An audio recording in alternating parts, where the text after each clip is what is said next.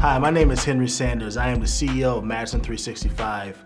I am here with Mahlon Mitchell, who is running for governor here in Wisconsin as a Democrat. And how are you doing, my friend? Feeling good. We're down to the finish line here. Less than 3 weeks left. And when is the finish line? November 14th, Tuesday, November 14th. So get August. August. August. Yeah. August 14th. But tell us what your mind is. November 6th is actually the general. You're already in the. Your mind is already sitting on the general. You're yeah. already there. You're focused. Yes, sir. Focused on winning the thing for the state. August 14th. Get out August 14th. So we interviewed maybe about 6 months ago. I think right after you announced in November. Yeah. What have you learned from November since now? What have you, since you've been on the campaign trail, what have you learned the most about the state? Well, about the state, I've learned that people are looking and searching for something different. And there's a lot of people that are hurting in our state. Even though the current administration will talk about us having a 2.8% unemployment rate, when you go out and talk to real people, they're not statistics, right? You talk to people and they're working 2 or 3 jobs just to make ends meet. So there are a lot of people hurting, and people want to see some of the biggest issues we talk about as far as education, our health care, and economy that works for everyone. People want to actually see real change and not just hear a lot of noise and a lot of talk. Have you gotten around the state? I mean, 72 counties is a big state. You know, have you been getting around the county? Like, are you just kind of run a regional campaign, or? No, we're all over. We just finished a 10-day, 22-city tour where we actually started in Hudson, went to Eau Claire, we were in Superior. We actually did a powwow with the Red Cliff tribe, Bayfield, we were in Ashland, Rhinelander, Merrill, Anago, Wausau. So we're getting all across the state. And I mean, just yesterday I was in 5 or 6 cities in the Fox Valley area. So we're getting all around the state, going where the voters are though. And we have an office in Madison. We also opened an office in Milwaukee since I talked to you last. And we have a plan to get 50,000 more African Americans out to vote. We have an office right on the north side of Milwaukee on MLK and Vine. And we have a field staff there that's like no other campaign has, where as we speak, people are out there canvassing right now, organizing people and going where people are at, as opposed to us just sitting in a room trying to dollar for dollars, raise as much money as we can, and then get up on TV. We're doing that too, but our plan is to actually go to the people and get them out to vote. Well, you said something interesting about 50,000 with African Americans. You said to get out to vote, just people of color. Well, we have a target African American message, but we have or get out to vote, but we also have minorities we're trying to get out to vote that haven't voted in the past. So a lot of times you just use the Voter Action Network for people that are likely voters. Mm-hmm. We're actually targeting folks that have not voted in a primary or in a midterm election as well. What's interesting to me is, so watching all the forums of the debates, it's been really eye-opening to me that none of the candidates on the Democratic side really talked about rebuilding that Obama coalition and really talk about focusing on getting people of color to the polls. You're the only candidate I've heard really talk about that, and that really catches me off guard. And we're in a state with some of the highest disparities, but if you want to win, clearly turnout's key. Why is that more important to you? Is it just because you're a black man and that's because you can relate to that, or why is that a strategy you're using that no one else seems to be focusing on? Well, I think, just being real, Henry, I think some take the vote for granted. I think that a strategy in the past has been to go to black churches, speak to the delegation there, congregation there, and quite frankly, overpromise, underperform, do it again 3.5 years later. And I don't see a lot of even the current folks that are campaigning, you don't see or hear them talk about these issues except when they're running for office. And that's a lot of people. And it'd be hypocritical for me to say that I'm not going to places as well that I wouldn't be going to unless I was running for office. But majority of the places that I've gone, now I'm state president of the firefighters, so And majority of the places I've gone and things I've been talking about, we've been talking about for years, and trying to help out for years. So I just think it's taken for granted a lot. I think you can't just go and campaign years and promise and then in off years not do anything. I mean, people want to see results. So there's a lot of disenfranchised people in every corner of the state that are saying, you know, we just are fed up with politics, period. And it's sad, but it's on us as campaigning and want to be elected officials is to make sure people get out to vote. Yeah. So going where they are is key. That's why I've gone to beauty shops, barber shops. We go into restaurants, bars, and knocking on doors. So again, talking about some of the issues, I really watched all the forums and debates, and they've been You fascinating. watched all of them? I have. Well, yeah, but there's about 4 or 5 of them I watched, right? Wow. There's the Next Gen one, there was the one in Milwaukee, the Cap Times did one, and there was another one I think I watched. We've probably had about 20 of them. Really? Yeah. So, and they're all fascinating, right? They are. They're all fascinating, Yeah. different. But again, for our audience, it stuck out to me that there really was never a real focus on people of color. And in a state, again, that has some of the highest disparities in the country, even when I've heard one of the candidates here talk about that they want to get rid of all the voucher program, and I thought to myself, okay, they want to make sure everyone goes back to public schools, right? But you're sending kids back to a public school system that will have some of the highest disparities for kids of color, African Americans specifically, without any real game plan how they would deal with those things. Mm-hmm. And that shocks me, right? It's sort of short-sighted, and I haven't heard any plans. So what do you want to do for education? You know, I want to pass a constitutional amendment in the state that will require the state to pay 2/3 of every school district's budget.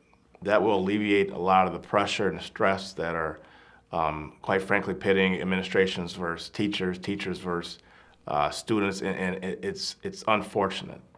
So I want to actually have the state cover 2/3 of every school district's budget in our state, and we can do that. Our greatest chance for our future is our children. I have 2 kids. You have kids. And that's our greatest, that's our future. So we need to invest in our future. And their greatest commodity is their education. So we have to make sure that we invest in education, shore it up. There should never be a time where school districts are trying to just pay to keep the lights on through referendums. You used to have a referendum to cover capital expenses. You know, if you want to put a new gymnasium on a school or something like that. Not just to pay your light bill or keep the lights on or operational costs. But right now, that's what we're seeing. Me and Scott Walker went to the same high school, right, Delavan. And where we're from, our school district actually just had a referendum that failed this past spring. And Darien Elementary School is actually closing. It's Scott Walker's home school district. It's crazy, it's insane. So now the kids that were going there will now have to be bused to another school. The teachers, of course, will have to find other places to work. And for what? You know, if we can give $4.5 billion to Foxconn, I know I'm going off topic here, but if we can give $4.5 billion to Foxconn, we can give money to our schools, we can have great healthcare, we can have great roads, and we can have an economy that works for everybody. If we can actually afford to send money to Foxconn every year. And going back to your other point, you know, we talk about racial disparities and talk about the opportunity or achievement gap, depending who you talk to, or the school to prison pipeline. We put more African American males in jail than any other state in the country. That's not a Democrat problem, that's not a Republican problem, that's a Wisconsin problem. So we need to look at that. And we will never solve any of the racial disparities without economic justice. We cannot tackle racial injustices without actually having economic justice for people in vulnerable communities.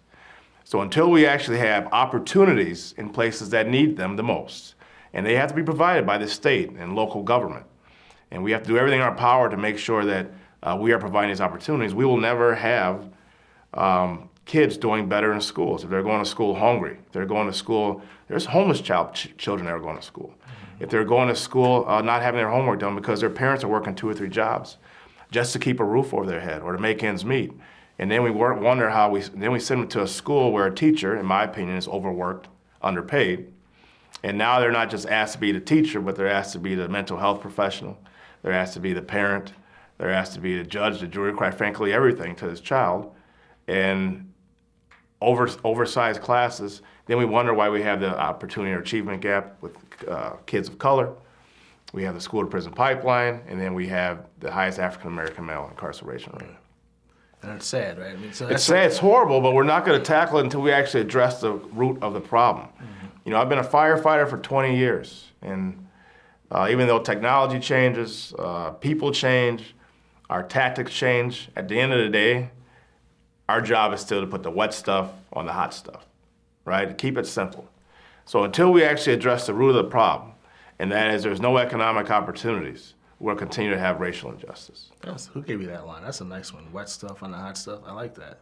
That's old. That's old school. You didn't come up with that. Well, No, you didn't come up with that. here's what happens. No, you didn't come up I'll with tell you what happens. When I came on a job 20 years ago, that's what the old guys used to say. Because as a new young firefighter, you know, you're all fired up. You're all, Right. you know, Well, save full of the just world. you're strong, and you think everything. You got this new technology, and you know we get this, we get that, and we have this new finagle stuff, new equipment, and an old guy be like, you know what? At the end of the day, you know what we're gonna do? We're gonna put the wet stuff on the hot stuff, and everybody comes home. So now you're the old guy. I am the old guy. You're the old guy. Let's talk about a little bit about, and I remember in the beginning about your wife, and I was like, I remember joking, is your wife on board? How'd your wife feel about this? You know, how does she feel after going through, I mean, a real campaign, you're gone a lot. How has that impacted her, and how is she feeling about that now? She feels good. Yeah, I've gone through this before, so I know. Well, yeah, and You're not just running for office; you're putting your whole family. When you run for office, your whole family runs for office. with yeah, you. and my kids have been great. My daughter is sophomore in college now.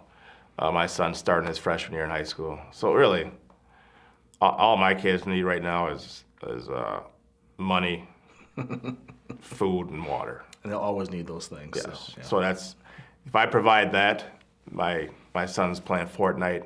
He's like, see you later. I'll see you when you get back. And what about? I mean, what Actually, one of my policies come from my son playing 12 hours of Fortnite. And that is my higher education policy, where I want to see how long he would actually play video games. You know, they can now not only talk to each other, so he can sit in his room, and his friend Jonah can sit in his room, his friend Cole sit in their own houses, and they're playing video games interactively with each other. Have you seen that? No. But I believe you. I mean, It is unbelievable. I'm old, but so I'm old. But I am too. So like we used to have like Nintendo A, B, Yeah, right. And you can move the stick. Or the one like there was this. no, there wasn't much interactive going. But now they actually have, I mean, the controller's wireless, first of all. Then they have this wireless headset they wear, and they're talking to each other. So they don't have to leave the house to play video games with each other. So I wanted to see how long he would do that. And he did it for 12 hours. He came out of the room, and I would ask, like, hey, do you want to go get something to eat? Hey, you want to go play basketball? No. He did that for 12 hours just to come out to use the bathroom and grab some Doritos. So I said, you're telling me now he's gonna go through 4 years of high school, do okay, and then we're gonna pay for him to have 4 years of free college. So I said no. So our plan is called the Wisconsin Compact. It's an earned tuition program. So you have to actually put your video games down, put your phones down. So from 5th grade to 12th grade, you have to volunteer at the local soup kitchen or the homeless shelter. You have to volunteer and help at the Veterans Center or the Veterans Hospital for those who have served our country, help a vet out. You have to shovel snow and rake leaves for the senior in your area that can't do it and can't afford to pay somebody else to do it. Volunteer local Boys and Girls Club, volunteer United Way. So it's volunteering, right? It's giving back, paying it forward. And now it's building a sense of community and service to your community. And you do that, so just like when in the 12th grade, when you walk across the dais and you get your diploma, you'll get a certificate of completion from the state saying that you have fulfilled the requirements to have 2 years of free college, earned tuition, paid for by the state. That's great. I like the volunteering aspect of it. And then the fourth year will be a loan forgiveness program for those that stay in the state 5 to 6 years. They're paying taxes now, raising their families if that's what they want to do. And now they are staying in our state of paying tax. And now you've built in, because you do it more than I do. When you actually are helping people and you're being involved in your community, it's addictive. Mm-hmm. You meet so many people, you get so many relationships, you don't want to leave the state. You're entrenched. So we want our kids, and I know I want my daughter to stay in the state, and if she wants to raise a family, do that here. So that leads to me a question. Before you can even enact all those policies, you have to win. You got to win. You have to win. Looking at here in the polling, looking at the polling, polls are polls, but polls don't vote. But right now, your polls are, that's good. Did you make that up? No. No, of course not. But it's true. You can use that one, though. It's true. But, Tony, his poll, he seems to be the highest right now. Yeah. In the polls, at least. But you fundraise the most money, right? So how do you win knowing that your name ID is not as high, but you've also raised the most money? Well, it's a combination of things. It's, see that? I do. It's a combination of things. It's, we have to obviously get on paid communication. So we have to get up on TV, which our commercial will be coming out very soon. You have to get out and talk with people. So we have paid canvassers and people that are canvassing every day. But getting the message out, I'll be honest with you, in a 8-way primary that we're in now, getting the message out is tough because a lot of people are just not paying attention because they don't know who to pay attention to. And you talk to media and they say it's even hard to cover it. So getting earned media is challenging as well. But in the polling, there's no doubt that my other opponent, Tony, has the most name ID. Mm-hmm. But we have the broadest coalition of people that have backed us. Like we have the majority of major labor unions that have backed us, and that's not corporations. Those are actually people. Unions represent people. So getting their members out to vote will be key. Getting young people out to vote will be key as well. In our commercial, that'll be playing around the state. Hopefully, we'll also talk to those folks that we weren't able to touch.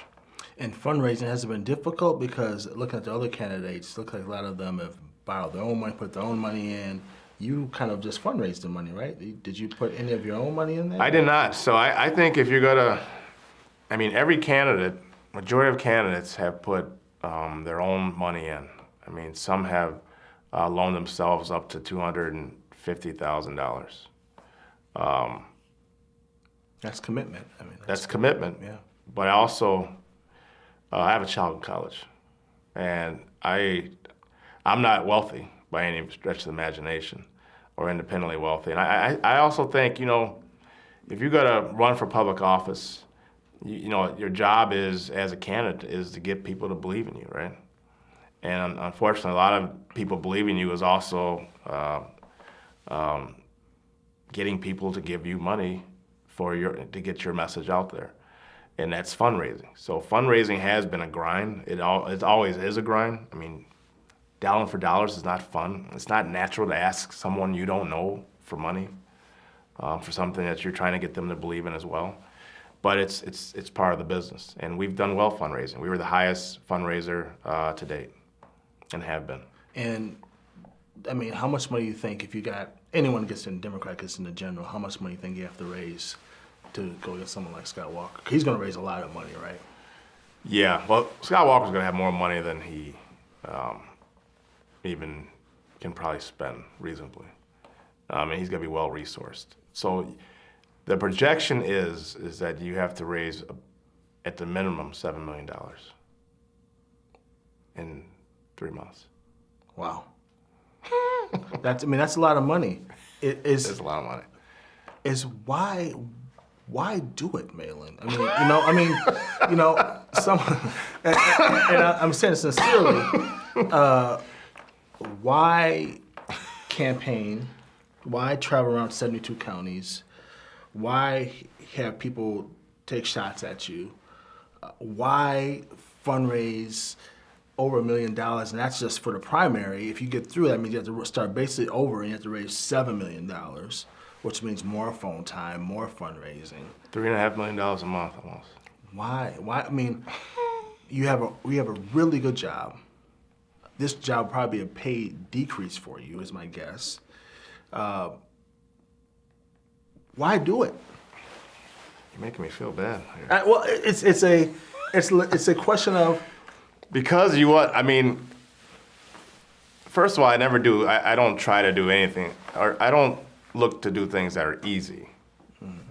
So I knew going into this, it would be a grind. But I really believe in my heart of hearts that the governor can actually make a difference in people's lives. And I'm not just saying that. You know me. I'm not like really a sentimental person. So that's true, you're not. So you could take it to the bank, but I'm saying, like, I really believe that the governor has a great opportunity in that position to actually help people. And I see, firsthand going on calls, just that alone, working at the fire department, you see intimately people's lives, right? And you see a lot of people hurting, and it could be better. And if you know state government, how it works, if you know that we have a $77 billion biennial budget that is basically your list of priorities, our priorities are all out of whack, in my opinion. And I think we can get back to a government that actually looks out for people. And if this is the way to do it, I mean, yeah, it's a grind. Like you said, people are all involved in your lives.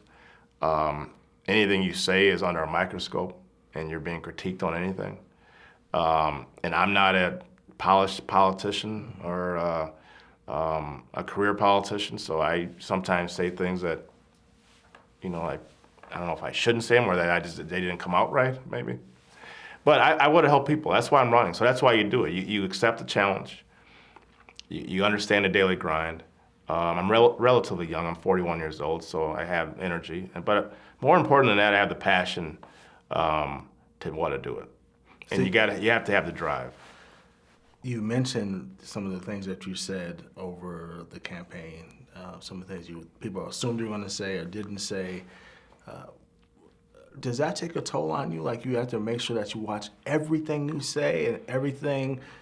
You can't be human. Like, I'm trying to say this for people who've never run for office. I run for office, I get a feel, but how does that change your life that you know that you're always on camera or someone's always recording? If you say anything with a sense of humor, or if you say anything that you might say to people for cultural things, how do you deal with that? Well, you just I always say you gotta be yourself. I mean, I don't ever want to vote for somebody who's trying to portray themselves as something they're not. So I am who I am, man, and I don't try to be someone else. I mean, I'm not trying to, run for office one way and then legislate or govern another way once I get there. I mean, what you see is what you get with me. So you know what you're voting for or what you're not voting for, possibly. But I'm not trying to be somebody else. Mm-hmm. I don't have that kind of time. And here's the question that no one will say to your face, right? Oh.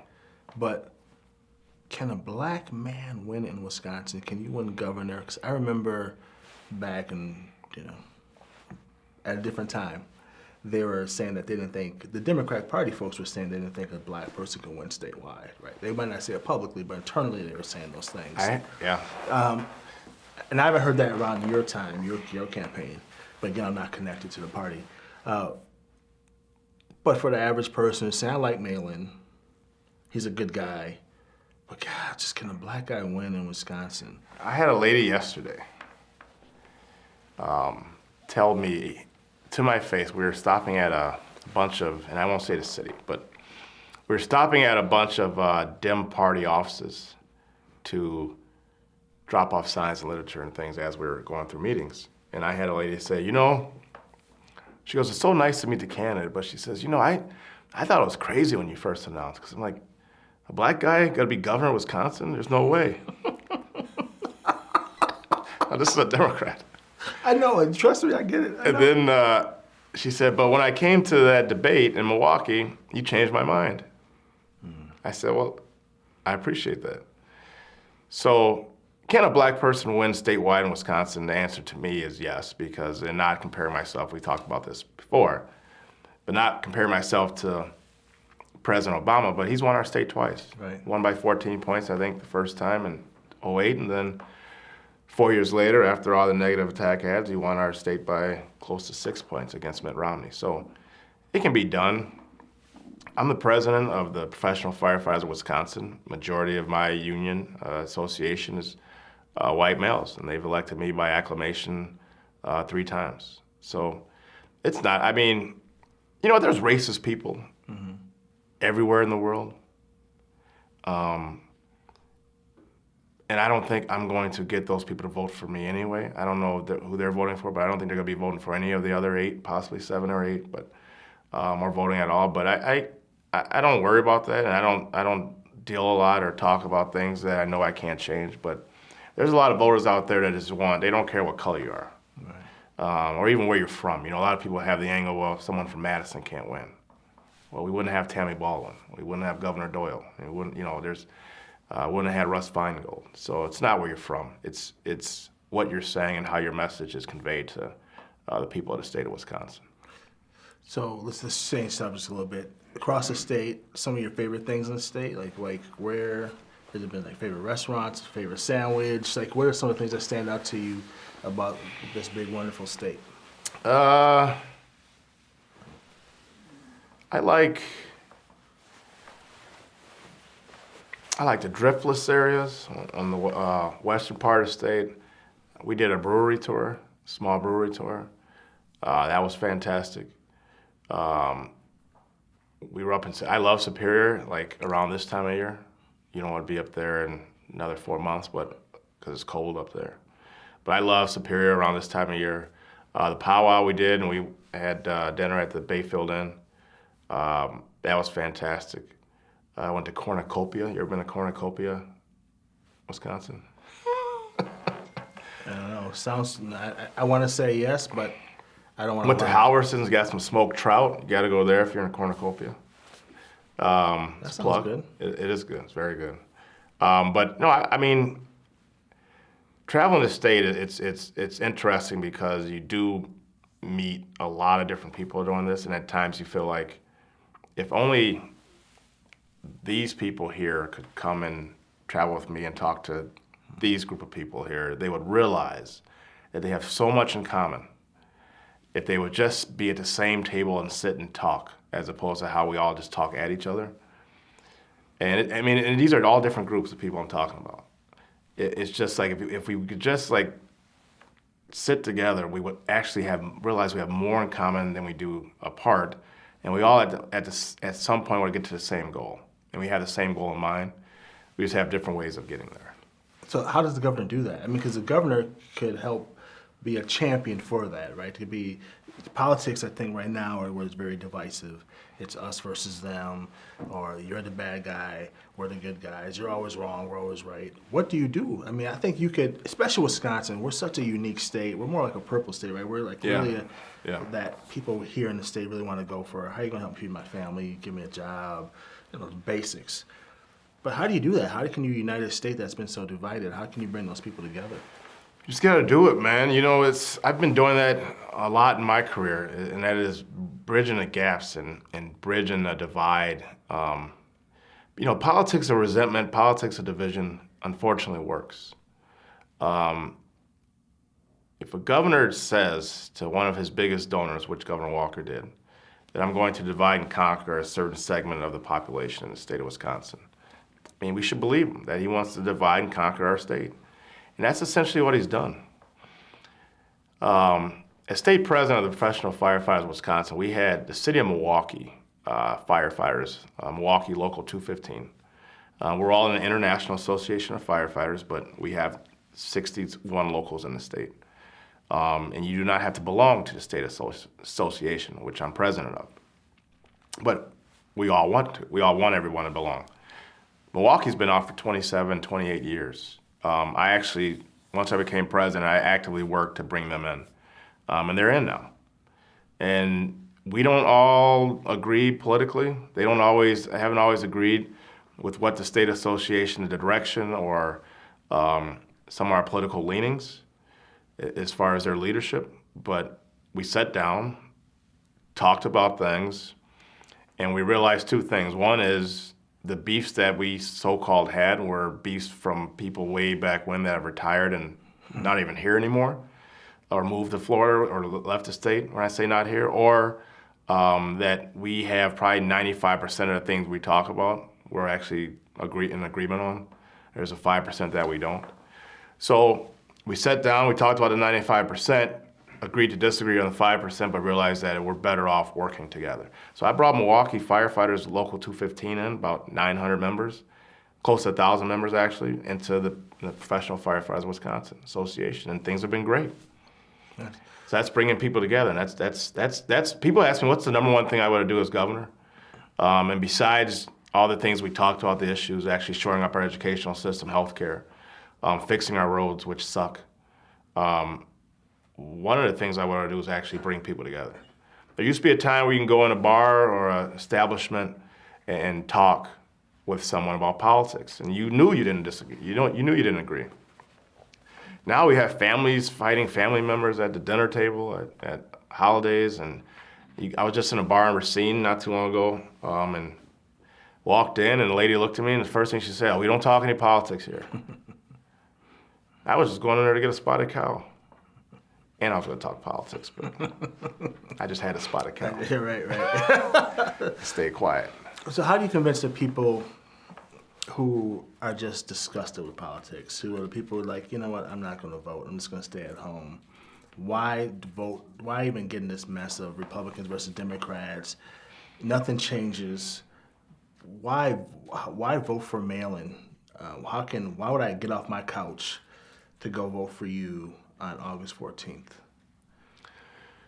Because if you want to see the trajectory of this state and get back to the state that we know and love, get back to an environment and have a government that cares about our environment, having a government that cares about people, a government that actually cares about our roads, that cares about our children, then you need to get up off the couch and vote. And I'm the candidate that can beat Scott Walker come November 6th, but we got to win the primary August 14th first. We have to win. Since I've talked to you last, we've been endorsed by, many labor unions, and as I said, they represent people. But there's folks that have voted for Scott Walker in the past that have come on Team Mitchell. So, and that's because they want to see a government that actually reflects the people of the state of Wisconsin, which the majority are kind, caring, good people. That's my experience in Wisconsin. We're really good people. You had a big endorsement today. I did. Yeah. You want to tell us about that? We should have started with that. Yeah, well, I'm sorry, dude. We can start over. All right, let's time out. No, seriously, this is a big deal. I mean, she could potentially be a presidential candidate. She has a high profile. But why don't you tell about your endorsement? United States Senator Kamala Harris endorsed me officially today. We've been working on it for a little while, but she officially endorsed me today. She's a champion for politics, democratic politics. I actually met her years back when I was in California speaking at a conference. She was also speaking, and she was Attorney General, the state Attorney General at that time, and we got California, right? Right. Mm-hmm. We got a chance to speak then, and that was probably 2013 or 14. But yeah, she's endorsed, and it's huge. That's a big deal. I mean, she is the person who's kind of climbing her way up the political charts, right? Yeah, she might run for president. And people want her to run for president. She'd be one of the front runners, it sounds like, if she did decide to run. That is amazing that she would get herself involved in a primary. Congratulations for that. So that's a big deal. Are we going to be able to get her here in Wisconsin, you think? Can we get her here to the wonderful state? And we're trying. I had a chance to talk with her on Tuesday, and we talked about her coming here. So we're trying. You'll be the first to know. And then we'll have first. Is that on the record? First of all, you're in the record, so we'll be the first to know? I thought Neil Heinen did on the record. This is called something else. We love Neil. Okay. You'll be the first to know. But yeah, we're actively trying to get her out here. And then, Congresswoman Gwen Moore has endorsed me as well. Oh, I didn't know that. Yeah. That was a long time ago. That was Okay. probably shortly after me and you did the interview. So what do you think that endorsement means? For someone like her to get involved, even Gwen to endorse you, endorsements sometimes or whatever, but to me that means something. So what type of endorsement, what does that mean for you and your candidacy? Well, it means that you have people behind you. It means that people believe in you. And a lot of, endorsements means, depending who it is, it means different things. Some it means dollars, helping fundraising, and some it means, well, they have strong community ties. So if this person believes in this candidate, then maybe I should too, or at least give them another look or give them a look. So that's what endorsement does. And people that say endorsements don't matter, in all honesty, normally don't have any. Because we've been endorsed by the Wisconsin AFL-CIO as well. Many unions. If I start naming them, I'll miss one. But endorsements, this endorsement from Senator Harris is fantastic. And if we get her here, we'll let you know, and then we'll have a rally of some sort, I think, and then travel around the community. And one more question before we go. I've heard some of my business friends be concerned about all your union support and feeling that, because you're pro-union, it's almost like you can't be pro-business. Right. How would you answer? Which makes no sense. How would you? Well, I'm just telling you what I hear from some of my business friends. What would you say to them who are concerned that you're so pro-union that makes you basically anti-business? And I've been called a union boss, and I've been called a union thug by some, and I don't run away from that because, well, first of all, they can call me worse. But unions help build the best middle class in the world, right? Unions just help to establish a balance of power where people actually have a seat at the table with their employers, just to sit down and talk about hours, wages, and working conditions. I'm not anti-business at all, because we need businesses here in the state to thrive and to function well and to have a booming economy. We have to have small businesses and corporations doing well. But we also have to have a balance of power where working families can eat and survive. So I think there's again, it's bringing people together. There's definitely a way in our state where we can have corporate responsibility, small businesses thriving, dairy farmers doing well, but also have the people that are working at those jobs make a family-sustaining wage. And that's what unions do.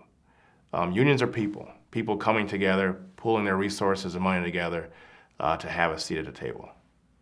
And that's what we need, and that's not an anti-business sentiment at all. It's actually probably more pro-business, if anything, because you're collectively talking about the employer and employees being successful. The first contract or statewide law was passed was called I believe was called the Employer-Employee Peace Act. So, it's the collective bargaining is there to actually bring employer-employee peace and make the company. The people at the top are always going to do well, and that's okay. But it's a problem when you're so greedy that you're keeping down the person here or the person that's even below middle class wages, that they don't have a chance or the freedom to thrive. And that's where I believe government plays a key role. Well, thank you for your time. I know I said it was the last question, but I have one more question. Okay. How long is this program? It's as long as we want to be. Oh. I know the boss. We can go all day then. And so, let me ask you a question though. If for people who are concerned about, they want to vote for the person who can best beat Scott Walker in November. Okay. Why are you the guy to beat Scott Walker in November? Why you over other candidates? Because I think that's what a lot of people, with primary, this many candidates, people are like, but who can win in the general against Scott Walker? We've tried. We tried candidates that we currently have running right now. I believe, and what I mean by that is it's the same retread of the type of candidates we've had lose to Scott Walker in the past. I'm not. They don't have a playbook for me. They have a playbook for a person that was a former attorney, a person that was that's already in the bureaucracy or already actually running a state agency. They don't have a playbook for a firefighter who wants to come in and make things better for working people. I've committed a majority and a balance of my life to helping my community. And that's what I would do as the governor. And the reason I can win is because we've already built a coalition of people and endorsements thus far that will not only help us win the primary, but when we get in a general election, we'll be able to hit the ground running. I've shown by not just the history, but our figures is that I can fundraise money, that we work hard, that I take this campaign seriously. I don't always take myself always so seriously, but I take this campaign and the job of governor very serious, because this is real to me. I mean, this is a real thing. And I think people want a common person to actually represent them. And again, I can win because they're not ready for what we can give them. That's great. Oh, sorry, one more question. LeBron or Michael Jordan, who's the better player? The greatest of all time. Michael Jordan. It's not even close. All right. Well, I'm just saying, yeah. Come on, who do you think? MJ, Michael Jordan. But there's a lot of people think LeBron. I just want to see where you were, where you were. Michael Jordan started from scratch. I mean, he brought a team from nothing to something. LeBron tried that and then left and went on an all-star team to win a couple championships. Michael stuck it out. Remember Detroit Pistons? Yeah, I'm with you. Celtics, Lakers, yeah. But to all the LeBron voters, all the LeBron people out there, you want their vote too. So if you want LeBron, you still want their vote, right? I mean. Yeah, I mean, if you like LeBron, I like LeBron. Don't get me wrong. Why you set me up, man? I like LeBron. I'm just saying the GOAT is Michael Jordan. But LeBron's good too. Yeah, well, we'll take LeBron. I got friends on the left, friends on the right. That's for me, I'm with my friends. Bringing people together. Yeah. Anyway. Thank you for your time. I think LeBron is a better overall. Just kidding. Who will win in one-on-one? Jordan. You think so? LeBron really can't shoot and dribble. He's a power guy. You know. Yeah, I don't know. I don't think he's mentally tough enough. But thanks for your time. Thank you. Good luck. Appreciate it. Are you voting for me on August 14th? That's a tough question. If I get out and vote, we'll see. If you get up off the couch and vote? I'm trying to. If I get off the couch and vote, that's why I want to hear your platform, hear what other candidates are saying. Actually, you probably vote for Walker, aren't you? You never know. Jesus. That's a wrap.